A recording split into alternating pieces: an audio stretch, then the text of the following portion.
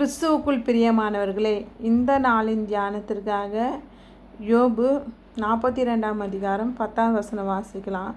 கர்த்தர் அவன் சிறையிருப்பை மாற்றினார், யோபுக்கு முன்னிருந்த எல்லாவற்றை பார்க்கிலும் இரட்டத்தனையாய் கர்த்தர் அவனுக்கு தந்தருளினார்.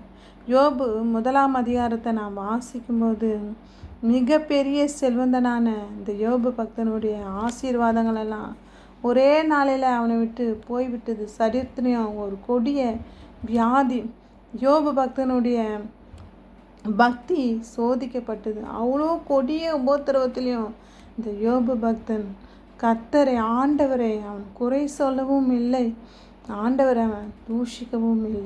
அவ்வளோ கொடிதான உபத்திரவத்திலையும் தன்னுடைய சிநேகத்திற்காக அவன் வேண்டுதல் செய்தான். கர்த்தர் அவனுடைய சிறையிருப்பை மாற்றினார். யோபுக்கு முன்னிருந்த எல்லாவற்றையும் பார்க்கிலும் இரட்டத்தனையாய் கர்த்தர் அவனுக்கு தந்தருளினார்.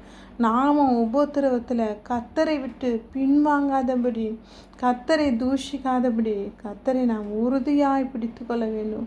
உபத்திரவத்தில் நாம் சோர்ந்து போகாதபடி அவரையே உறுதியாக பிடித்து கொள்ள வேண்டும். உங்கள் சிறையிருப்பையும் கர்த்தர் மாற்றி இரட்டத்தனையாய் உங்களை ஆசீர்வதிப்பார். ஆமேன்.